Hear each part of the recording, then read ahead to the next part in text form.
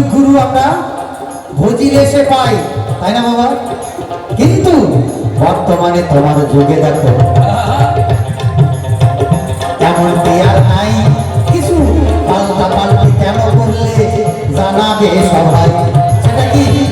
পিতা গুরু, মাতা গুরু, গুরু জ্যেষ্ঠ ভাই, তার সে অধিক গুরু বিয়া করলে পায়। বেশ তো ভালো বলছে কথা, বলে বাঁধে চাই। আপনারা যারা বসে আছেন নর নারী শুনবেন এবার মধুর কথা তাই।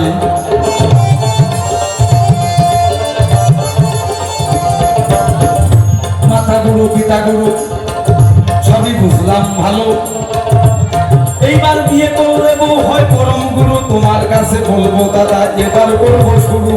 আচ্ছা, কেমন করে পরম গুরু হয়? বিয়ে করলে ভাই বউ তো জানে স্বামীর সেবাই থাকে সর্বদাই। এই যে তোমার কথাই তোমার কাছে কই, তারপরে যে কৃষ্ণ রায়, কৃষ্ণের ঘরণে রাধা কিন্তু আমরা শাস্ত্রে জানি রে ভাই। ওই যে কৃষ্ণ যদি সেই রাধার ধরে পায়, সেই কারণে ওই নীতি রাখছে কলির যোগের হরিবল। আস্তে আস্তে তুমি বললে দাপর যুগে কৃষ্ণের শ্রী রাধারানী, মানে তুমি নারী বানিয়ে দিবে। না হাম রাধা, না হাম রমণ, না শ্রেয় রমণী। রাধা প্রকৃতিও নয়, পুরুষও নয়।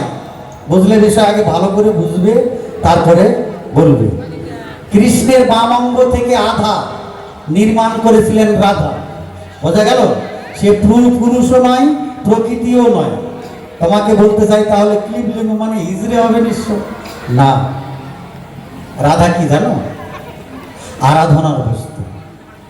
আরাধিকা হচ্ছে রাধিকা। জয় জয় রাধা রানী প্রেমানন্দে, হরি বল হরি বল হরি বল। শোনো শোনো ও বর্তমান ভাই, তুমি এমন কথা বললে তাই। আরো একটা সংশয় রয়েছে মনের মাঝে ভাই। কি সংশয় বলো রে দাদা, আমি শুনতে চাই। তোমার সংশয় আসতে রাখবো না, এই না ধর্ম সবাই। আচ্ছা, তোমরা বর্তমান যুগে শ্বশুর শাশুড়ি যদি আসে তোমার বাড়িতে, বিয়ে করেছো? আচ্ছা, বিয়েই করেনি, বুঝবে কি? তাহলে চিন্তা করেন। আচ্ছা, যারা যারা বিয়ে করেছেন তাদের প্রতি বলতে চাই, বর্তমানে যদি শ্বশুর শাশুড়ি বাড়ি আসে কত রকম সেবার আয়োজন করা হয়। যদি একটা কম করে যায় মনে হচ্ছে এটাই কম হলো, যদি একটু বদনাম হয়ে যায় একটু বেশি বেশি করা চাই। মানে ভালো মন্দ চেহারা ঘুগরি মাছ মাংস কত কিছু আয়োজন করে, তাই আর বললাম না বাবা। কিন্তু গুরু গোবিন্দ এলে তোমরা কাঁচা কলা আর খেসারি ডাল দাও, এটা তোমরা কেন করো? কথাই আমার নাম।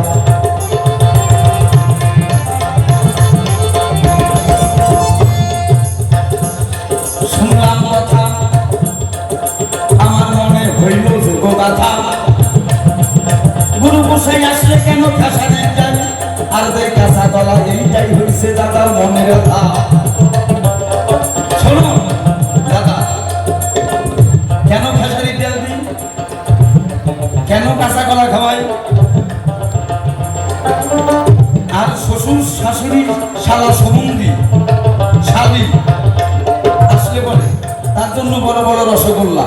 শালার শালির আমি বলি নাই বাবা, আমি শ্বশুর শাশুড়ির কথাই বলছি। যদি গুরুজন হয় তাহলে যা গুরুজনকে সেবা দিতে হয়, তাহলে গুরু আসলেও সেটাই করতে হয়। সেটা করো না, কাঁচা কলা আর খেসারি ডাল খাওয়াও। কেন করি সেটা কই? আমি তো বিয়ে করিনি, তুমি দাদা বিয়ে করছো। প্রসিদ্ধ কি কি ভাই, তুমি বিয়ে করছো না? করছো। কি রে দাদা, তুই বিয়ে করছিস তো? ভালো, তোরা বিয়ে করছিস। তাহলে বিয়ে করার পরে একটা বউ দিয়া এক ভরি সোনা দেয়, 220 বাইক দেয়, তারপরে টাকা দেয়, এই যে এত কিছু যৌতুক শ্বশুর বাড়ি থেকে। তার মানে ছেলেকে কিনে নেয়, ছেলেকে কিনে নেয়। তা না, শ্বশুর বাড়ির লোক এত কিছু দোয়ার পরে আমার বাড়িতে একদিন আসবে, তারা যদি মিষ্টি আর কাতল মাছ না খাওয়ায় সেটা সম্মান থাকে। আর গুরু বসে রেখে দেয় কিছু দেন ও খালি নেয়।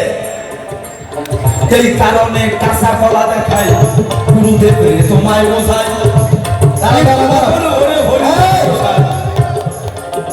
গুরু কিছু দেয় না, দেখেছেন বর্তমানের অবস্থা তাই। কথা যদি বলেন দাদা গুরু ধরেছেন, গুরু ধরে কি হবে? আরে নিত্য মারার হাত থেকে তোমাকে বাঁচায় কে? ঊর্ধ্বরতি শেখায় কে? ভজন তত্ত্ব জানাবে কে? কৃষ্ণকে চিনাবে কে? গুরু কোথায় জানো? হালে গুরু, জালে গুরু, জন্মে গুরু, মৃত্যুতে গুরু, পড়তে যাবা সেখানে গুরু। মানে গুরুময় সংসার। তোমাকে জানাই গুরু ছাড়া কোনো গতি নাই নাই নাই। সেই জন্য গুরুতে করতে হয় আশ্রয়। আচ্ছা, আমার তো জায়গা পাও না। কথা তা নয়, আরো কথা আছে। ভেজাল কথার পায় না দিশার বাপে কয় পিসা। আরে মুর্শি ঠাইট দাদা, দাদা কি কব, এখন আমার বর্তমানের যুগ, বর্তমানের যুগ কিন্তু অতীত কিন্তু ভুলে যান। ভালো মন্দ খাওয়ার পরে গুরু গোসাই শিক্ষা দিছে, তাই নেই তা না। তোমার বিজ্ঞান সম্বন্ধ আমি দিচ্ছি, তুমি আগেই খালি আরে বিজ্ঞান কোথায়? ধর্ম থেকে বিজ্ঞান। তুমি গীতার পাতায় দেখবে জ্ঞান বিজ্ঞান যোগ, ভগবানের মুখাশ্রিত বাণী। কে বললেন?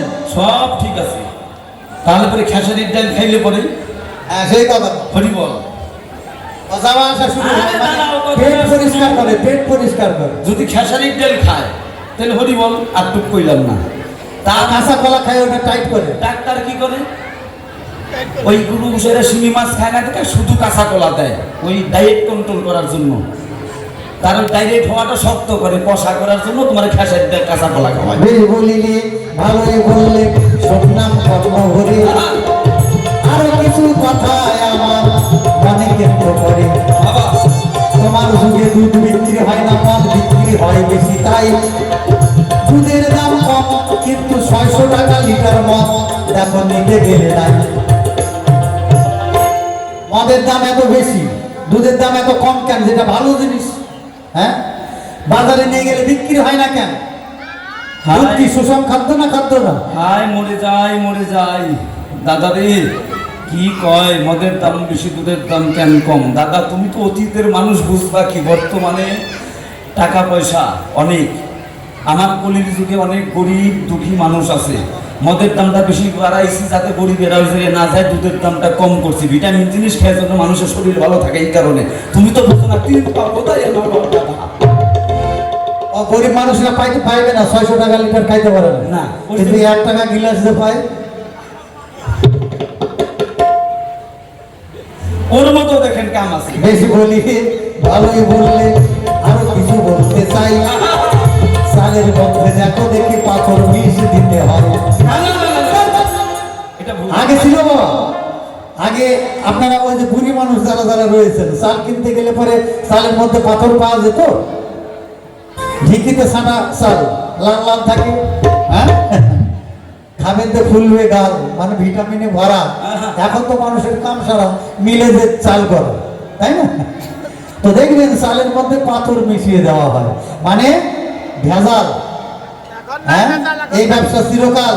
না না দাদা, ভেজাল না, এটাও ভালো, আমার যুগে এটাও ভালো। পাগল বানাইল রে মরার কোকিলে, আমায় উদাসী বানাইল রে মরার কোকিলে।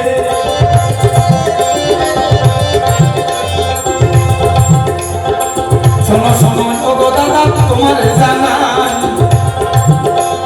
তালের মধ্যে পাথর কিন্তু এমনি মিশে নাই। ওই যে সত্য যুগে নারায়ণ যেদিন শিলা হয়ে গেল, এই কারণে নারায়ণের পাশে লক্ষ্মী গণা করে দিল। কি লক্ষ্মী মানে চাই লক্ষ্মীর দানা, তার মধ্যে যদি স্বামীকে অপমান করি, নারায়ণ শিলা হয়েছে শিল মানে পাথর, ওই দিনের চালের মধ্যে গড়া করে দিল। এই জায়গায় লক্ষ্মী নারায়ণের যুগল করা কি রকম ভণ্ড, চিন্তা করেছেন? তাহলে লক্ষ্মী তোমরা খাও বটে, কিন্তু পাথর ফেলে দেয়। কি কারণে পাথর দেখো ফেলে দিতে হয়? অভিযোগের কথা তোমার কাছে বলিবানে পাই রাস্তাঘাট পাকা করি নারায়ণের পাই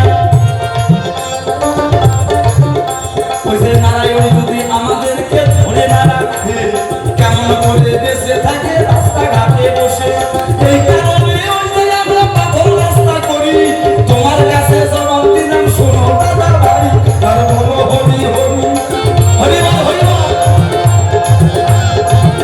চিন্তা করেছেন মানে পাথর খেলে যে পেটে সহ্য হবে না ওটা পায় না তাই ওটা দিয়ে রাস্তাঘাট বানায় আরে লক্ষ্মী খাচ্ছিস লক্ষ্মীর দানা তো তোরা নারায়ণকে বিশ্বাস কিনা তাহলে লক্ষ্মী খাচ্ছিস নারায়ণকেও সেবা কর না করে না বাবা ওটা দিয়ে বলে রাস্তা বানায় বাহ এই তোমাদের আমাদের দ্বন্দ্ব ছিল সবাই মিটে গেল সার্বজনে ভক্তবৃন্দ হরি হরি বলো তাই এইভাবে আমাদেরই অতি বর্তমান এই যে আমাদেরই পালা হলো এখন যদি কোনো ভুল গতি বলে থাকি তোমার দাদা তুমি ক্ষমা করবে বলি করতাই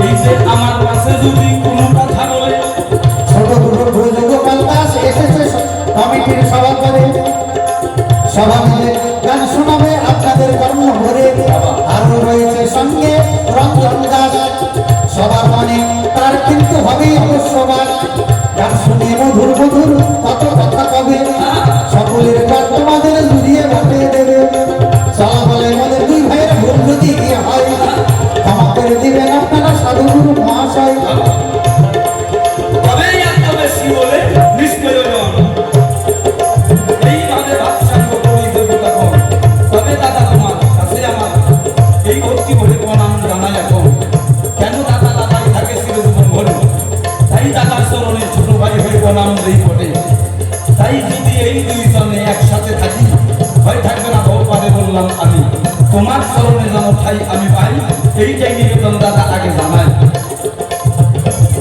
বেশ বলিলে ভালোই বললে শুনলাম কর্ম ভরে তোমার মনোবাঞ্ছা যেন গোবিন্দ পূর্ণ করে আসলে আছেন যত সদগুরু বৈষ্ণবগণ আপনাদের প্রধানত হইলা কাপড় আপনারা কিন্তু করে আশিস করবেন না তবে তো সার্থক হবে আমাদের গাওয়া গান এই পর্যন্ত ভাব মিলায়া